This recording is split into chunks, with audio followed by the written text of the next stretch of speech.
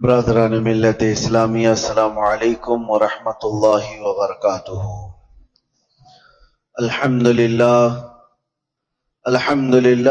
وکفى وسلام علی حبیبہ المصطفى، اما بعد فاعوذ باللہ من الشیطان الرجیم، بسم اللہ الرحمن الرحیم۔ والذین اذا فعلوا فاحشة او ظلموا انفسهم ذکروا اللہ فاستغفروا لذنوبہم ومن يغفر الذنوب إلا الله ولم يصروا على ما فعلوا وهم صدق الله مولانا العظيم۔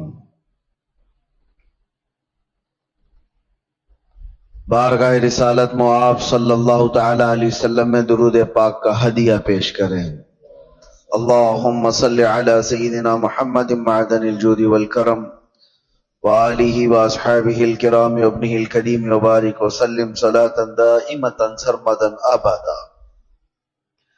اللہ عز و جل قرآن پاک میں فرماتا ہے، اب وہ جنہوں نے بے حیائی کا کوئی کام کر دیا، برائی کر دی، گناہ کیا یا اپنی جانوں پر ظلم کیا، والذین اذا فعلوا فاحشة او ظلموا انفسهم، پھر اس کے بعد اس سے توبہ کرنا چاہا، اس سے باز آنا چاہا، تو اس کی دو چیزیں اللہ تعالیٰ بیان فرماتا ہے۔ پہلی چیز یہ ہے کہ جس چیز کو چھوڑا ہے اس پر دوبارہ نہ جائے۔ دوسری چیز یہ ہے کہ اللہ کا ذکر کر کے اس سے توبہ اور استغفار کی جائے۔ تو اللہ تعالیٰ فرماتا ہے، پھر کون ہے جو بڑے گناہوں کو بخشتا ہے سوائے اللہ کے؟ اللہ معاف کرنے والا ہے، اللہ رحم کرنے والا ہے۔ انسان سے بے حیائیاں اور فواحشات ہو جاتی ہیں، خطاؤں کا مرکب ہے، لیکن بسا اوقات ایسا ہوتا ہے کہ یہ برائیاں اتنی بڑھ جاتی ہیں کہ انسان پھر انسان نہیں رہ جاتا، یہ جانوروں سے زیادہ ذلیل ہو جاتا ہے۔ اس کے اندر ایسی گھناؤنی حرکتیں آنے لگ جاتی ہیں کہ اس کو انسانیت کی تمیز بھی باقی نہیں رہ جاتی۔ وہ وقت آنے سے پہلے اپنے آپ کو، اپنے گھروں کو ہمیشہ سنبھال رکھو۔ انسان حیوان کا حصہ ہے، لیکن کبھی اس کے اوپر حیوانیت ایسی غالب آ جاتی ہے کہ اللہ کی پناہ، وہ جانوروں میں بھی وہ کام نہیں ہوتے جو انسان کر جاتا ہے۔ اور وہ کب ہوتا ہے؟ انسان اس مقام پر پہنچتا ہے جب وہ ایسی حرکتیں کر جاتا ہے جس سے جانور بھی شرمانے لگ جائیں۔ کون سے ایسی چیزیں جو انسان کو ایسا شیطان بناتی ہیں؟ میں چند تمہیدی کلمات آپ کے سامنے پہلے رکھتا ہوں۔ انسان کو اللہ تبارک و تعالی نے عقل بھی دیا ہے اور شہوت بھی دیا ہے۔ عقل یہ صرف انسان کے پاس اتنی بڑی دولت ہے کہ دوسرے تمام حیوانات میں یہ چیز نہیں ہے۔ عقل کا مطلب صرف دماغ ہی نہیں ہوتا، عقل کا مطلب صحیح اور غلط کو پہچاننے کی تمیز، اور شہوت جس سے انسان کو برائیوں کی خواہشات ہوتی ہیں۔ جانوروں میں شہوت رکھی گئی ہے، عقل نہیں، اور فرشتوں میں عقل ہے، شہوت نہیں، اور انسان میں دونوں چیزیں ہیں، عقل بھی ہے، شہوت بھی ہے۔ اسی لیے فرمایا گیا کہ کوئی انسان اپنی شہوت ہوتے ہوئے بھی، شہوت اس کے پاس ہے پھر بھی بچ رہا ہے، تو وہ فرشتوں سے افضل انسان ہے۔ اس لیے کہ فرشتے گناہوں سے اس لیے بچے ہیں کہ ان کو شہوت ہی نہیں، گناہ کرنے کی سوچ ہی ان کے پاس نہیں۔ اور انسان اگر اپنے آپ کو بچاتا ہے تو فرشتوں سے افضل ہے۔ لیکن ساتھ میں یہ بھی بتایا گیا کہ عقل ہونے کے باوجود انسان برائیوں سے نہیں بچتا تو پھر وہ غلیظ جانوروں سے بھی زیادہ بدتر ہے۔ جانور اس لیے نہیں بچ پاتا کہ اسے صحیح اور غلط کی تمیز نہیں ہے. جانور بڑے تھوڑے سے ہو جائیں تو ان میں ماں باپ کا رشتہ نہیں ہوتا، بھائی بہن کا رشتہ نہیں ہوتا. بچے بڑے ہو جانے کے بعد وہ ماں سے، بہنوں سے ایسا کوئی رشتہ نہیں ہے جس کے ہاں حدود ہیں. اس لیے جانوروں کے ہاں وہ کوئی بات ہی نہیں رہ جاتی. لیکن انسان کو اللہ تعالیٰ نے عقل دیا ہے، تمیز دیا ہے اور حدود بیان کیا ہے. اگر وہ عقل کا استعمال نہ کرتے ہوئے ان بے حیائیوں میں اپنے آپ کو مبتلا کرتا ہے تو جانور سے زیادہ ذلیل ہے. اب ہمیں خود کو معلوم کر لینا چاہیے کہ ہم کون سی کیٹیگری میں آتے ہیں. شہوت کے غلام ہیں یا پھر عقل کا استعمال کر کے گناہوں سے بچنے والے لوگ. مجھے بڑی تکلیف ہو رہی ہے. میں تو سفر میں تھا، آج اتفاقاً آپ کے ہاں حاضر آ گیا. لیکن کیا یہ ہاشمی مسجد کے جمعہ کا منظر ہے جو 1:30 بجے 2 صف بھی نہ ہوتی ہو؟ کیا یہ وہی مسجد ہے جہاں پر 12:30 بجے قدم رکھنے کی جگہ نہ ہوتی ہو؟ کیا ہو گیا ہے لوگوں کو؟ کس وجہ سے مسجدوں سے دوری؟ صرف یہ ایک مسجد میرے سامنے ہے، باقی کے حالات اور بھی گرے ہوئے ہیں. خصوصاً ہمارے شہر کے متعلق جب میرے پاس باتیں آئیں تو دل دکھتا ہے. نوجوانوں کی ایک بہت بڑی جماعت آج ایسی عیاشیوں میں مبتلا ہے. اللہ کی پناہ، اللہ کی پناہ. میں نے وہ چیزیں باہر پوش علاقوں میں نہیں سنا تھا جو یہاں سننے کو مل رہی ہیں. کیا مسلمانوں میں ایسا کوئی مقدمہ ہو سکتا ہے کہ بھائیوں نے مل کر کے اپنی بہن سے زنا کیا ہو؟ یہ معاملات یہاں پر موجود ہیں، پائے جا رہے ہیں. کلیجہ منہ کو آتا ہے بیان کرنے میں. کون سی قوم میں آ گئے؟ کیا یہ رسول اللہ صلی اللہ تعالی علیہ وسلم کی وہ امت ہے جس کو قرآن نے خیر امت کہا تھا؟ کیا وہ نوجوان ہیں؟ ہمارے جو علاقے یہاں پر میجورٹی کے ہیں، پولیس کے ڈپارٹمنٹ کے اور دوسری جگہوں پر وہ مذاق کی جگہ بنے ہوئے ہیں.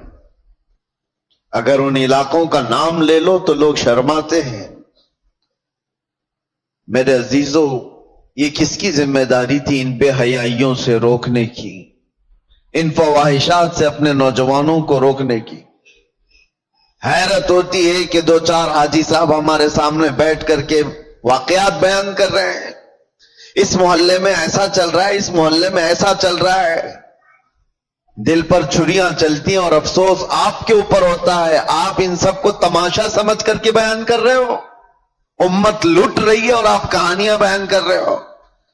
تمہارے گھر سے تمہاری بیٹی اور تمہارے بیٹے کے ساتھ یہ تمام حرکتیں ہوتی ہوں تو کیا محلے میں اسی طرح چرچے کرتے ہوئے بیان کرو گے؟ ذمہ داری کس کی تھی؟ اور میں اکثر یہاں پر کہا کرتا تھا جب یہاں موجود تھا کہ ایک بہت بڑی نعمت ہے ہمارے ان علاقوں میں کہ آج بھی ہماری مسجدوں میں یہ جماعت کا جو سسٹم ہے، متولی ہونا، اراکین ہونا، جماعت کا ان کا جو ہولڈ ہے وہ دوسرے علاقوں میں آپ کو نہیں ملے گا. آپ جاؤ شمال ہند میں، دوسرے علاقوں میں کوئی ایسی مضبوطی نہیں نظر آتی ہے کہ مسجد کی کوئی کمیٹی پورے محلے کو سنبھال سکتی ہو، ان کے مسائل کا حل کرتی ہو. یہ سب سسٹم دوسری جگہ نہیں ہے، یہ تمہارے پاس موجود ہے. لیکن یہ جماعتوں کے اراکین جو بھی مسجدوں کے بن گئے، انہوں نے اپنی ذمہ داریاں فراموش کر دی. اب ان کو لگتا ہے کہ صرف اور صرف کمیٹی بنانا ہے، مسجد دیکھنا ہے. محلے سے ان کی بھی نظریں ختم ہو گئی. ہم دیکھ رہے ہیں کئی محلے ایسے ہیں جن میں نوجوان، پہلے کیا کسی کی ہمت ہوتی تھی کہ جماعت والوں کے سامنے کوئی بچے آ کر کے ایسی حرکتیں کریں یا ان کے سامنے بے حیائی کرے؟ ہوتا یہ تھا، ڈر تھا محلے والوں کو کہ ہمارے نکاح منگنی ولیمے بھی ہونے ہیں، کبھی جماعت سے بائیکاٹ نہ ہو جائے۔ ڈر لگتا تھا لوگوں کو محلوں میں کہ کسی کے گھر پر نظر نہ ڈالی جائے، ورنہ جماعت میں فیصلہ چلا جائے گا تو بے عزتی ہو جائے گی۔ اور آج یہ پوزیشن آ گئی کہ جماعت کو کوئی گنتا نہیں۔ تم اگر اپنا وقار کھوتے چلے جاؤ گے تو میرے عزیزو آنے والی نسلوں کے لیے بہت بڑا خطرہ ہے، بہت بڑا چیلنج ہے۔ میں دیکھ رہا ہوں ان چھوٹے بچوں کو، اب میں ہر ایک کا نام لے کر کے ذکر کروں تو ظاہر سی بات ہے دنیا بھر میں باتیں وائرل ہوتی ہیں، لیکن سمجھنے والے سمجھ سکتے ہیں۔ اسکول کے چوتھی کلاس کے بچے کو، چوتھی کلاس کا بچہ مشکل سے میرے خیال سے 9 سال کی عمر کا ہوتا ہوگا، اس کے دادا میرے پاس لے کر کے آئے اور کہتے ہیں کہ یہ نشہ کرتا ہے۔ میں کہا کون سا نشہ کرتا ہے یہ؟ کون سا نشہ؟ نشہ تو لوگ بیڑی سگریٹ گٹکا کو بھی سمجھ جاتے ہیں، بولتے ہیں، بہت سارے لوگوں کو ایسا لگتا ہے، اس کو بھی نشہ سمجھتے ہیں، اور بڑے جو پرانے ہوتے تھے اس سے بھی بچتے تھے۔ تو ان کے دادا نے، بچے کا جو دادا ہے پوتے کو جو لے کر کے آئے، کان پکڑ کر کے کہتا ہے کہ حضرت مجھے تو پتہ نہیں یہ کون سی چیز ہے، لیکن سنا ہے کہ یہ چرس ہے، گانجا ہے، افیون ہے، یہ تمام چیزیں۔ حیرت ہوئی، 9 سال کا بچہ، سے پوچھا کہاں سے تمہارے پاس یہ سب چیزیں آئیں؟ کہا اسکول میں تو مل جاتی ہیں، باہر سے کوئی بھیا آتے ہیں اور انہیں بھی دیتے ہیں۔ میرے عزیزو ذمہ داری کا احساس کرو، یہ وہ بچے ہیں جو امت کا مستقبل ہیں۔ درد ہوتا ہے ان نوجوانوں کو دیکھ کر کے میرے مصطفیٰ کریم صلی اللہ تعالی علیہ وسلم کی یہ بھولی امت، جس کے لیے میرے آقا رات بھر کھڑے ہو کر کے رویا کرتے تھے، آج وہ امت کا یہ حال ہے کہ اپنے نبی رحمت صلی اللہ تعالی علیہ وسلم کی تعلیمات کو پیٹ پیچھے ڈال چکی۔ حالات ایسے کہ نوجوان آج یہی سوچ کر کے بیٹھ گئے، جیسی ان کی عمر 16 سال کے اوپر ہونے لگی، سب سے پہلا ان کا کام ہے کہ کوئی لڑکی کو پھانس لیا جائے، اس سے معاشقہ کریں، عشق کی داستانیں لکھی جائیں گی، یہی ساری زندگی کے مقاصد ہیں تمہارے۔ 16 سال تو میں بہت دور کی بات کر رہا ہوں، اب تو اسکول کے چھوٹے سے بچے یہ تمام فنڈے حل کر کے بتا دیتے ہیں۔ فیس بک، انسٹا، یہ تمام چیزیں چھوٹے چھوٹے بچوں کے ہاتھوں میں موجود ہے، اور وہ پرانے زمانے کے بوڑھوں سے زیادہ جانتے ہیں۔ بے حیائیوں کا دور آ گیا۔ اب مجھے وہ حدیث یاد آتی ہے، ابھی جسٹ مسجد میں آتے ہوئے قبرستان کے پاس سے گزر رہا تھا، دماغ میں یہ ساری باتیں گھوم رہی تھی، جب کسی نے آ کر کے مجھ سے یہ کہا کہ یہاں وہ معاملہ بھی ہے کہ بھائیوں نے بہن کے ساتھ زنا کیا ہے۔ قبرستان دیکھتے ہوئے مجھے میرے مصطفیٰ کی وہ بات یاد آئی۔ اللہ کے نبی صلی اللہ تعالی علیہ وسلم نے ارشاد فرمایا تھا، ایک دور تم پر ایسا آئے گا کہ تم قبرستان کے پاس سے گزرو گے تو تمہیں یہ خیال آئے گا کاش میں اس میں ہوتا تو زیادہ اچھا ہوتا، کیونکہ جو جا چکے، جو دفن ہو چکے، وہ بہت سارے فتنوں سے محفوظ ہو گئے ہیں۔ ہمارا حال ہے ابھی مقابلے کا، ہمیں یہ چیلنجز کا مقابلہ کرنا ہے۔ گناہوں کا ایسا دور دورہ ہے، کس سے کہا جائے۔ کبھی اس بات کا بھی ڈر لگتا ہے کہ پوری جماعت امت مسلمہ کو اپنے ٹارگٹ پر رکھی ہوئی ہیں۔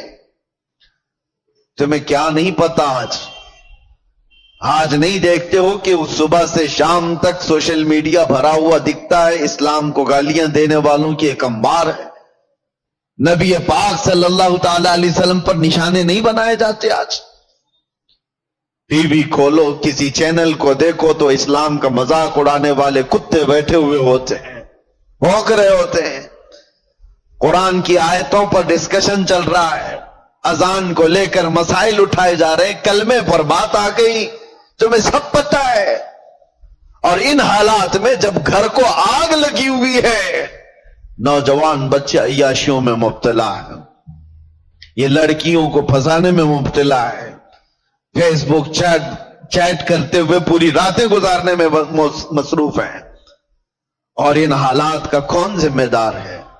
मेरे अजीजों, सिर्फ हमारी तकरीरें नहीं, उम्मत का अपना अपना हिस्सा उसे अदा करना होगा।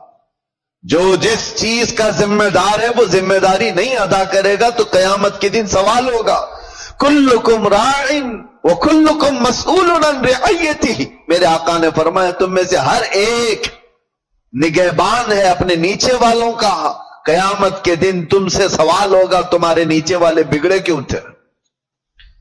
तुमसे जो मातहत थे वो बिगड़े क्यों थे? बाप से उसके औलाद के बारे में पूछा जाएगा, उस्ताद से उसके शागिर्दों के बारे में पूछा जाएगा, मोहल्ले के बड़े जिम्मेदार से उसके मोहल्ले वालों के बारे में पूछा जाएगा, तुम्हारे आसपास रहने वाले बिगड़े क्यों थे? यहां जिम्मेदारी का एहसास करो। अब तो ये भी डर लगने लगा, पहले का वो सुनहरा माहौल था, हम किसी मोहल्ले से गुजरते थे तो इस्लाह करने वालों की एक बड़ी जमात नजर आती थी, नमाज जाने वालों की एक बड़ी जमात नजर आती थी, टोपियों वाले नए नए नौजवान दाढ़ियों वाले भी नजर आते थे। आज खाल खाल है। हो सकता है मेरी ये बातें कुछ को लोगों को बुरी लग रही होंगी। तबलीग करने वाले बहुत सारे मुबल्लिगीन भी बनते थे, अपनों में से ही तो बनते थे मुबल्लिगीन, वो कहां चले गए? उन्होंने भी अपना सेफ जोन बना लिया कि हम अपने हल्के में रहेंगे, बाकी दुनिया जाए भाड़ में। मर रही है कौम तो जाए, उसको कौन देखे। वो इस्लाह का शोबा भी छोड़ दिया गया है और अब तो इस्लाह करने वाले हमारे मोहल्ले से भी नहीं गुजर रहे हैं। अब सुनो हदीस, मेरे आका सल्लल्लाहु अलैहि वसल्लम ने फरमाया था, इसी जमाने के लिए शायद हुजूर फरमाते हैं, एक वक्त ऐसा भी आएगा कि जो इस्लाह की बात करेगा, जो ईमान की बात करेगा, लोग उसको इतनी ताज्जुब से देखेंगे जैसे चोर को देखा जाता है। दाढ़ी वाले को, टोपी वाले को, इस्लाह की बात करने वाले को हुजूर फरमाते हैं जैसे जिना करने वाले को ऐब से लोग देखते होंगे, ताना देंगे, उसी तरह से एक वक्त ऐसा आएगा कि मोमिन को ताना दिया जाएगा, ये देखो ये मुसलमान है, ये देखो ये टोपी वाला है, ये दाढ़ी वाला है। वो दौर आएगा, बल्कि मैं समझता हूं उस दौर में हम जी रहे हैं। लोग आज क्यों अपने आप को मॉडर्न और अपने आप को सेक्युलर बनने की कोशिश कर रहे हैं? क्यों? इसलिए कि वो इन तानों से घबरा रहे हैं, डर रहे हैं। मैं मोहल्ले में खड़े होकर के अगर किसी की इस्लाह की बात करूंगा तो लोग मेरा पिछला निकाल देंगे, मुझे भी बोलेंगे जुमा 8 दिन हो गए, अभी हज को चला तू। ये सारे ताने तो सुनने पड़ेंगे मेरे अजीजों। क्या वो सहाबा इकराम रिदवानुल्लाह ताला अलैहिम अजमाइन ने इतने बड़े मिशन को नहीं उठाया था, जिनके पुराने हालात ये थे? हजरत अनस रदियल्लाहु ताला अन्हु फरमाते हैं, मुझे जब यह हदीस पढ़ता हूं तो रोंगटे खड़े हो जाते हैं। इश्क और मोहब्बत कहते किसे हैं? हजरत अनस कहते हैं शराब अभी हराम नहीं हुई थी, मदीने में लोग शराब पीते थे, सब धीरे धीरे शराब हराम की गई है। एक वक्त ऐसा आया था कि शाम का वक्त था, कहबा खाने जहां पर शराब बिकती थी, लोग आकर के बैठ करके पीते थे जैसे होटल होते हैं। हजरत अनस कहते मैं शराब लोगों को प्यालों में भर कर दिया करता था। अचानक मदीने की गलियों में आवाज आई, कोई डिंडोरची ऐलान कर रहा था, या अय्युहल मुस्लिमून क़ाल रसूलुल्लाह सल्लल्लाहु अलैहि वसल्लम हुर्रिमतिल खमर। ऐ मुसलमानों, अल्लाह के नबी ने फरमाया शराब हराम हो गई। ऐलान कानों में सुना। हजरत अनस कहते मेरे हाथ से प्याली गिर गई। 50 साल 60 साल पुरानी शराब वो लोग जमा करके रखते थे, ऐसे नहीं नई नई शराब, 50 साल पुरानी मटकों में जमा की हुई शराब होती थी उनकी पीने वाली, उस पर फख्र करते थे। हजरत अनस कहते मेरी तो प्याली छूट गई, लोग जो बैठे हुए थे, कोई अपने मुंह से लबों तक लगाया हुआ था, वहीं से उसने पटक दिया। आवाज आई, वहीं से फेंक दिया कि अल्लाह के नबी ने फरमाया हराम हो गई, पटक दिया। मैं सोचता हूं, कभी पढ़ता हूं तो रोंगटे खड़े होते, क्या सहाबा में ये फर्मा बरदारी का जज्बा था। उनके कानों में सिर्फ बात पड़ी, वो भी डायरेक्ट रसूलुल्लाह की नहीं, कोई ऐलान करने वाला बयान कर रहा है।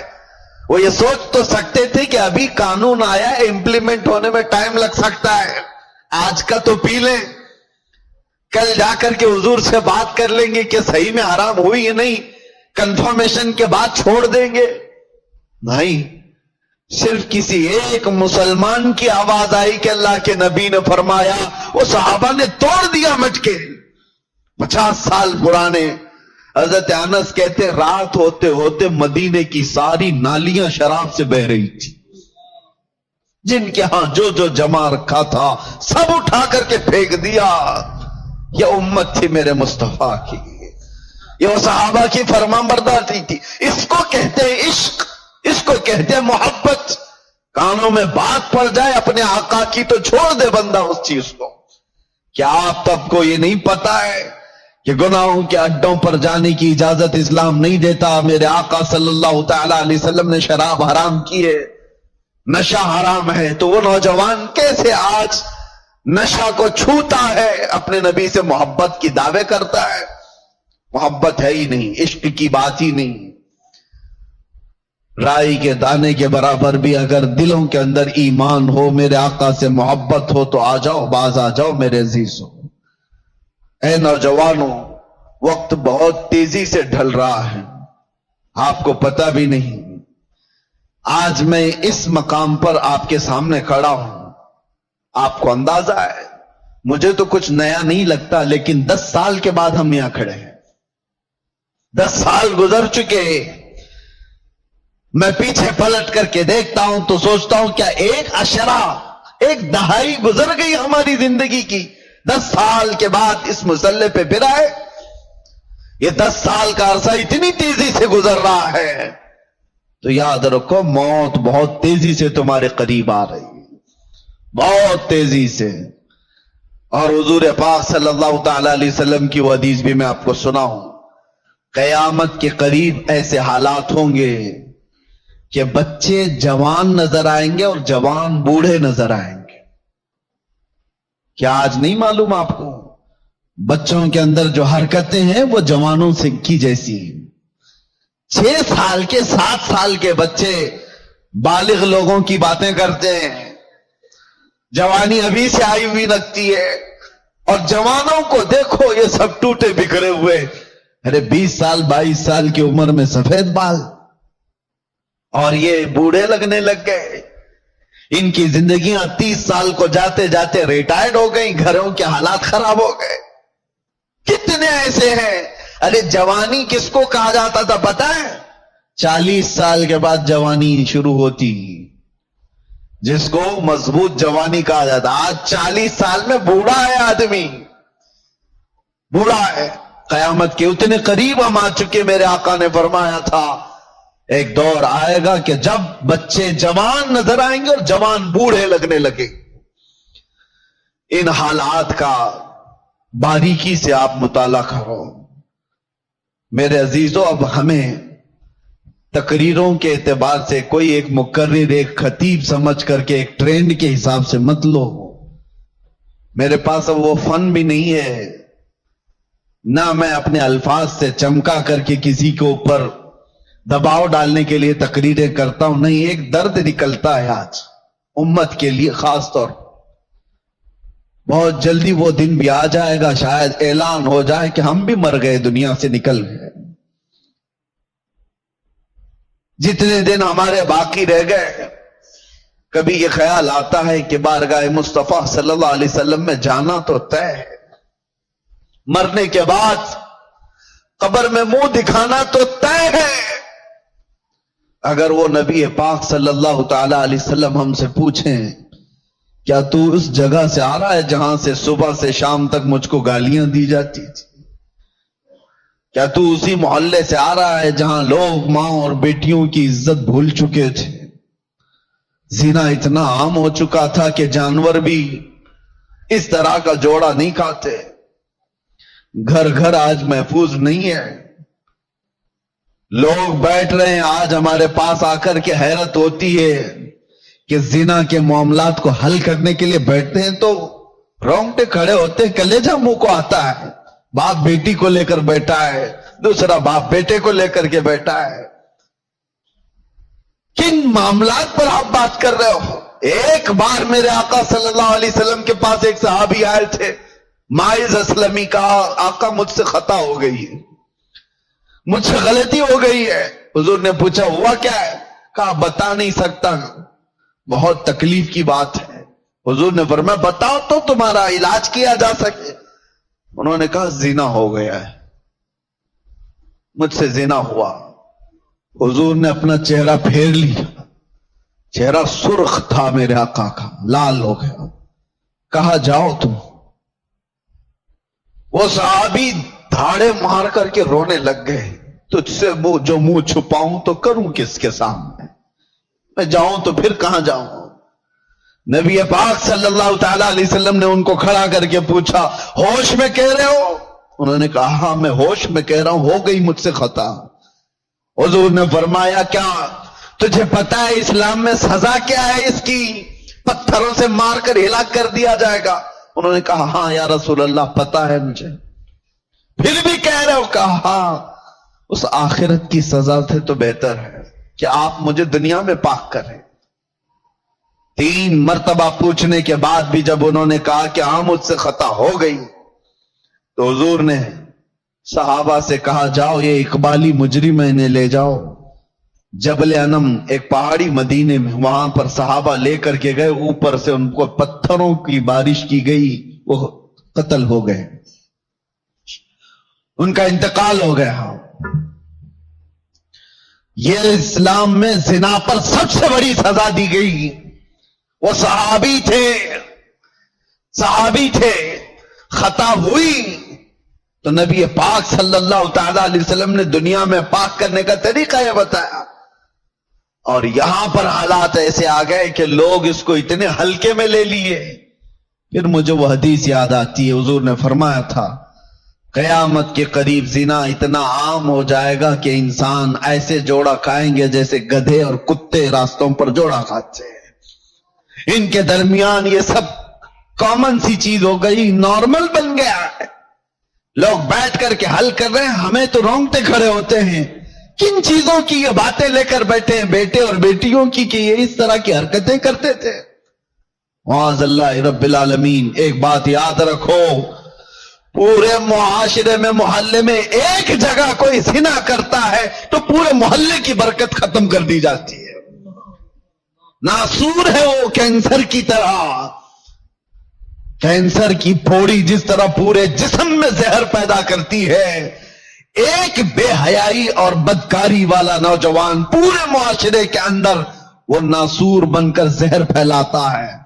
تمہاری بیٹیوں تک بھی وہ حرکتیں آئیں گی, تمہارے بیٹے بھی محفوظ نہیں رہیں گے. اس لیے ذمہ داریوں کا احساس سارے لوگ مل کر کے کریں, ایک آدمی نہیں. یہ بیچارہ خطیب کب تک یہاں سے پکارے گا؟ ایک کوئی مبلغ کب تک اصلاح کرے گا؟ ہر ایک کی ذمہ داری ہے. آج غلطی کس کی ہے پتا ہے؟ پورے محلے میں 5% یا 10% جواری ہوتے ہیں. 5% سے بھی کم ہوتے ہیں جواری اور سود خور یا شرابی یا زانی. اکثریت تو اچھے لوگوں کی ہوتی ہے, لیکن وہ اچھے لوگ اتنے بھیانک ہوتے ہیں. یاد رکھنا, ان 5 کو جنہوں نے کھلی چھوٹ دی تھی, یہ 95 لوگوں کی بھی وہی سزا ہوگی جو اس جواری کی سزا ہوگی. کیونکہ معاشرے کو برباد کرنے میں ان 5 لوگوں کا ہاتھ کم تھا, خاموش رہنے والوں کا ہاتھ زیادہ تھا. یہ سپورٹر تھے, گناہ دیکھ کر کے ہنستے ہوئے چلے جاتے تھے, میرے گھر میں تھوڑی نہ ہو رہا ہے, فلاں کا بچہ بگڑا ہوا ہے, میں تو سنبھال لوں گا اپنا گھر. میاں آگ لگی ہے, تم کیا سنبھال لو گے؟ تمہارے بھی گھر کے دروازے لکڑی کے ہیں، تمہارے بھی گھر کی کھڑکیاں لکڑی کی ہیں، وہ آگ کے شعلے جب نکل کر کے آئیں گے تمہارے دروازے بھی جلائیں گے۔ یہی حال ہے آج ہمارے گھروں میں۔ تمہاری بیٹیاں بھی ہیں یا نہیں؟ تمہارے اپنے بیٹے ہیں یا نہیں؟ دوسرے کا بیٹا بگڑ گیا، دوسرے کی بیٹی بگڑ گئی تو آپ ہنس کر تماشا دیکھ رہے ہو کہ فلاں نشہ کر رہا ہے۔ پہلے حال یہ تھے کہ ہماری جماعت کے لوگ کہیں بیٹھے ہوتے تھے تو آوارہ لوگ ان کے سامنے سے گزرنے میں بھی ڈرتے تھے، گزرنے میں انہیں ڈر لگتا تھا کہ بڑے لوگ بیٹھے ہوئے ہیں۔ آج وہ وقار ختم کیوں ہوتا گیا؟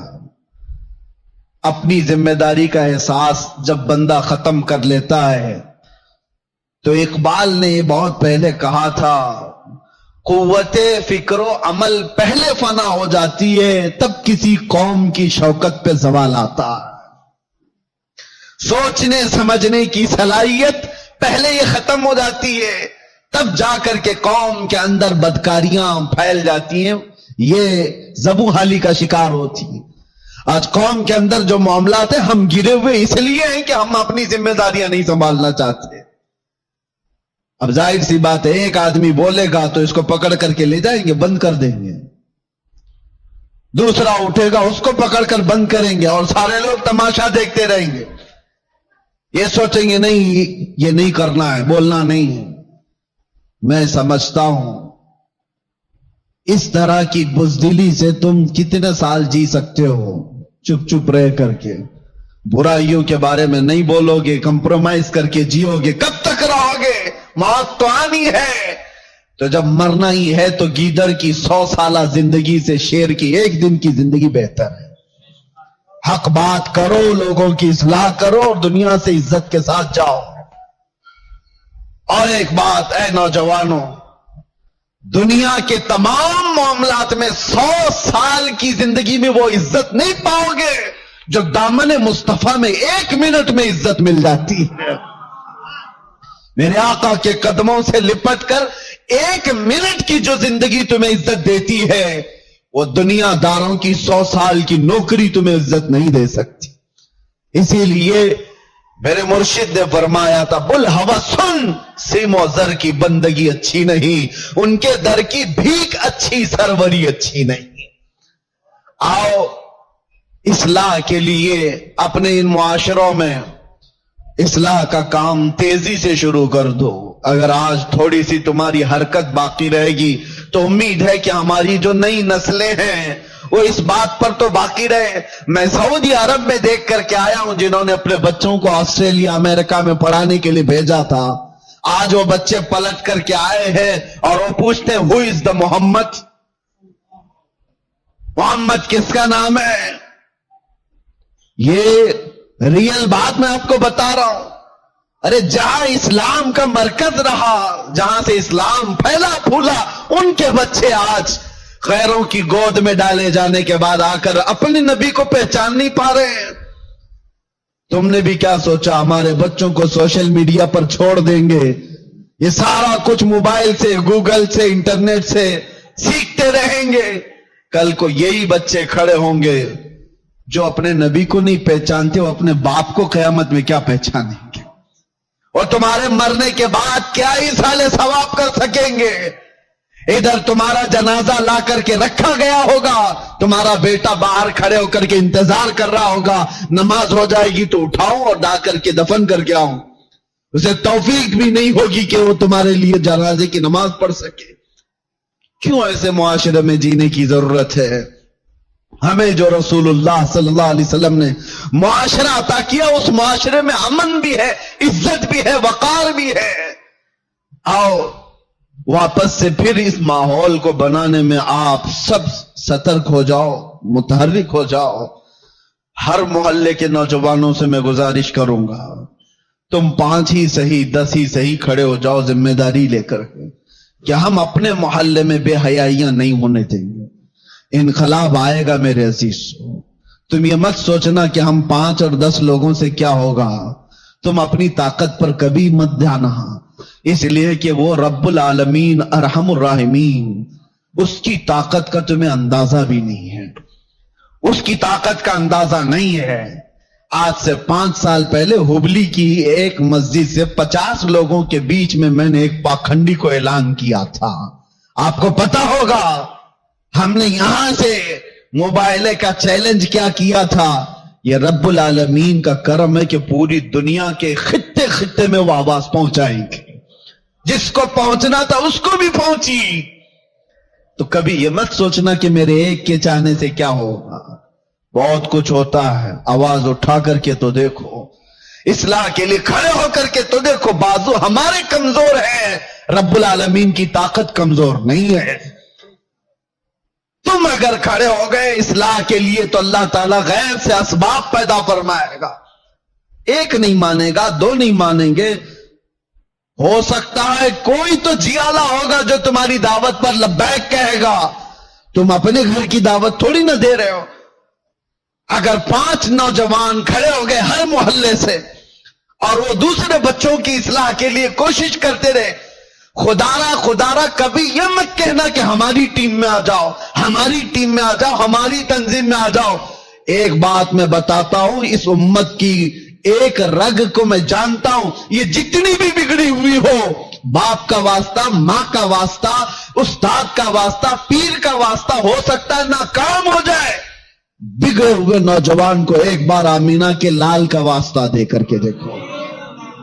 ایک بار میرے مصطفیٰ کے نام کا واسطہ دے کر کے دیکھو. اللہ تبارک و تعالیٰ اس کے ذہن و دماغ میں محبت پیدا کر ہی دے گا. یہ بگڑا ہوا ہے لیکن آج بھی اپنے نبی سے محبت رکھتا ہے, اور اسی محبت کا واسطہ دے کر کے اصلاح کا کام کرو. ورنہ آج جو میں سن کر کے آیا ہوں, کھڑے ہونے کی ہمت بھی نہیں تھی, اتنی دیر میں بول لیا. کھڑے ہونے کی ہمت نہیں تھی. بتاؤ میرے عزیزو, جس کے علاقے میں آ کر کے اس کو یہ خبر دے دی جائے کہ آپ کے علاقے میں بھائی بہن سے زنا کر رہا ہے, اسے بولنے کی کیا جرأت ہوگی, اسے کھڑے ہونے کی کیا طاقت ہوگی. دل دکھتا ہے.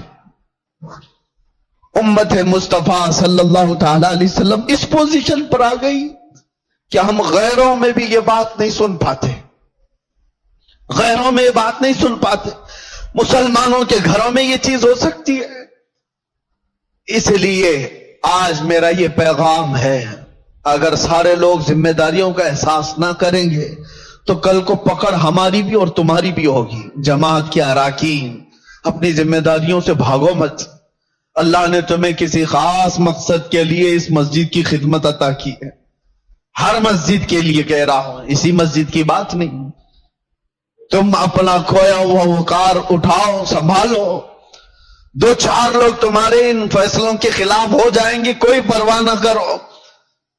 تم اگر اس زمام کو مضبوطی سے پکڑ لو گے کہ معاشرے میں ان بے حیائیوں اور گندگیوں کو ہم ہونے نہیں دیں گے, تو ہو سکتا ہے 2-4 لوگ مخالف ہوں گے, لیکن دیکھنا اللہ تعالیٰ تمہاری غیب سے مدد کے لیے فرشتوں کو اتارے گا. کہ امت مصطفیٰ کی اصلاح کے لیے بیٹھا ہوا ہے. دنیا کوستی ہے تو کوسے, لیکن آپ اپنی ذمہ داری پوری کرو. کوئی بچہ بگڑتا ہے تو معاشرے کے ذمہ دار اراکین جماعت اس کا بہت باریکی سے جائزہ لے اور اس پر پکڑ بنا ہے, ورنہ ہاتھ سے نکل جانے کے بعد پھر اصلاح نہیں ہوتی. اللہ تبارک و تعالی ہم کو خیر امت میں جس طرح سے رکھا ہے, ہمیشہ خیر امت کے اس لقب کو سنبھالنے کی توفیق عطا فرما ہے. رب تبارک و تعالی ہمارے اس بگڑے ہوئے معاشرے کو پھر سے اصلاح کی توفیق عطا فرمائے. یا رب العالمین, یا اکرم الاکرمین, تیرے دربار میں عاجزانہ فقیرانہ التجا ہے کہ مولا ہم ویسے ہی بغیر کسی قیادت کے بھٹکے ہوئے ہیں. اللہ ہم کسی کے ساتھ کوئی بغیر مرکزیت کے آوارہ ہے. اے اللہ تو بھی ہمیں تنہا نہ چھوڑ دے. تیرے نبی کا واسطہ مولا, اس امت کو اس یتیمی کی حالت میں تنہا نہ چھوڑ. ہمارے معاشرے میں غیب سے اصلاح کرنے والوں کی جماعت پیدا فرما. اے اللہ علماء صالحین کو ہمارے درمیان پیدا فرما. ہماری قوم کو اور ہمارے بچوں کو تیرے حبیب پاک کا سچا شہدائی بنا دے. اے اللہ، اے کریم خدا، جن بے حیائیوں اور برائیوں سے ہمارا کلیجہ منہ کو آتا ہے، ان بے حیائیوں اور برائیوں سے ہمارے گھروں کے دروازوں کی حفاظت فرما۔ یہ بے حیائی ہمارے گھر کے دروازوں پر دستک نہ دے، ہماری اولاد، ہماری بہنیں، ہماری مائیں، سب کی عزتوں کی حفاظت فرما۔ مولا آخری دم تک تیرے نبی پاک کے غلاموں میں ہمارا شمار فرما، اور مرے تو تیرے نبی کی محبت میں دنیا سے جائیں، خاتمہ بالخیر عطا فرما۔ وصلی اللہ تعالی علی خیر خلق محمد وآلہ وصحبہ اجمعین، وآخر دعوانا الحمدللہ رب العالمین۔ السلام علیکم۔